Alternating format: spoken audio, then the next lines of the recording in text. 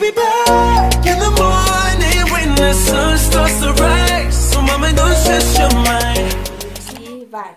Olá, alunos! Hoje na nossa aula de História nós vamos falar sobre o surgimento da espécie humana no continente africano.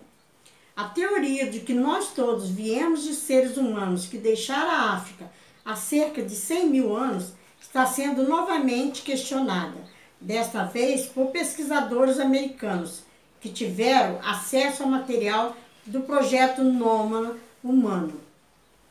A maior parte dos cientistas concorda que os primeiros hominídeos saíram da África pela primeira vez há cerca de 1.800.000 de anos e passaram a conquistar outras terras. Mas há controvérsia em relação ao que ocorre depois disso.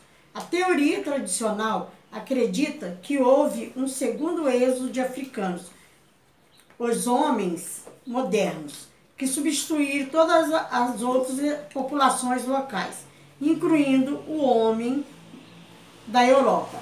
Mas para os defensores de nossa nova teoria, chamada de multirregional, nem todas as populações de hominídeos foram completamente extintas.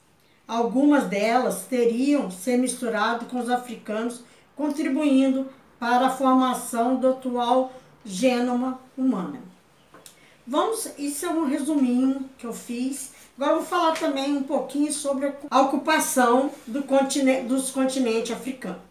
Na busca de um novo caminho para chegar às Índias, os portugueses passaram a explorar um continente praticamente desconhecido por eles, a África.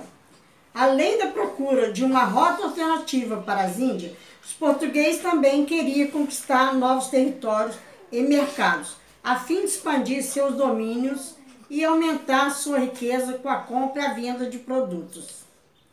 Eles se interessavam por ouro e marfim, além de pessoas para escravizar, e vendia sal, trigo, tecido para os africanos, como também bebidas, armas de fogo e cavalos.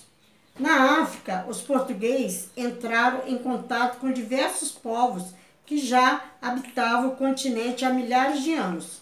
Esses povos apresentavam organização, modos de vida, línguas, costumes e crenças diferentes do que os europeus possuíam.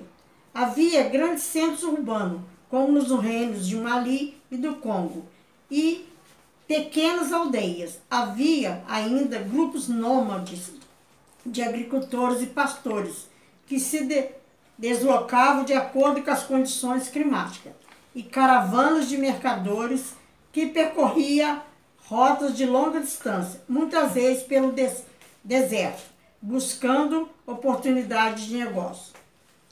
Os povos africanos exploravam os recursos naturais de seu território, dominavam técnicas de agricultura e comercializavam minérios, metais preciosos e especiaria como a pimenta e a noz de cola.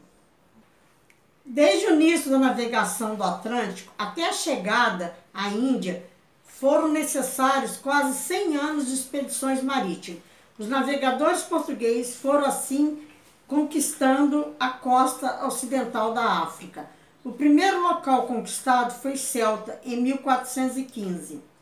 A partir daí, os navegadores portugueses alcançaram outros territórios, formando feitorias em Ilha da Madeira, 1440. Cabo Verde, 1460. Moçambique, 1498. E mais tarde, Angola, 1559.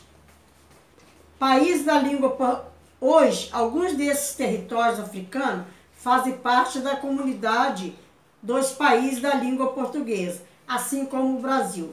É o nosso caso, né, que nós temos várias línguas, a nossa língua portuguesa, e é falada em vários locais da Europa e também da África. Na atividade que eu passei para vocês, eu coloquei o mapa mundi e lá tá os locais, aí vocês retornam lá e dão uma olhadinha nos locais tem o nome das cidades e as capitais. Vamos falar também um pouquinho sobre os processos migratórios para a formação do Brasil. A população de um país não é apenas modificada pela morte e nascimento de seus habitantes. É preciso levar em conta também os movimentos de entrada e de saída, ou seja, as migrações que ocorrem em seu território. As migrações internas são aquelas que processam no interior de um país, como, por exemplo, êxodo rural, que é o constante no Brasil. A história do povo brasileiro é uma história de migrações. As migrações não ocorreram ou ocorrem por causa de guerras, mas pela inconstância dos ciclos econômicos e de uma economia planejada, independentemente da necessidade da população.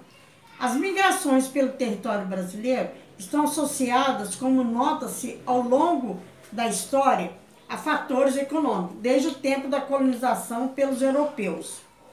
Quando terminou o ciclo da cana-de-açúcar na região Nordeste e teve início no ciclo do ouro em Minas Gerais.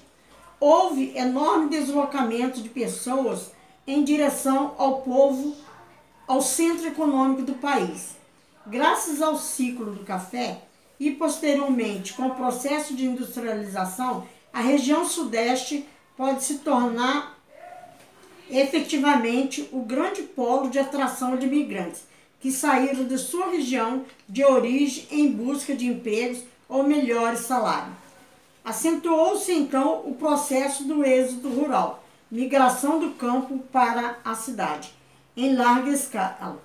No meio rural, a miséria e a pobreza, aprovados pela falta de infraestrutura, no caso educação, saúde e etc., pela concentração de terra nas mãos dos latifundiários e pela mecanização das cidades agrárias.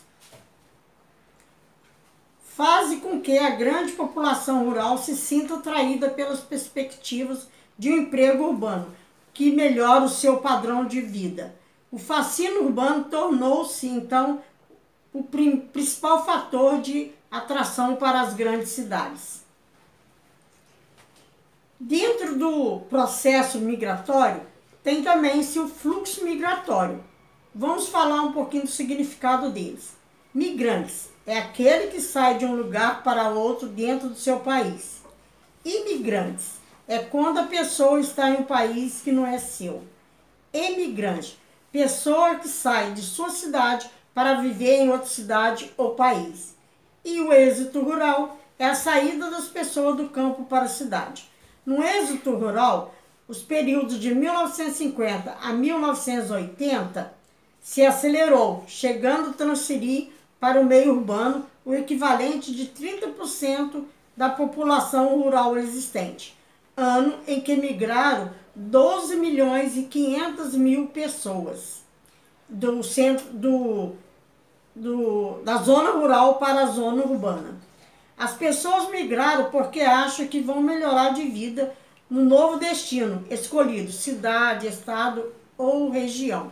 Eles migraram para a cidade para trabalhar nas indústrias e nos comércios.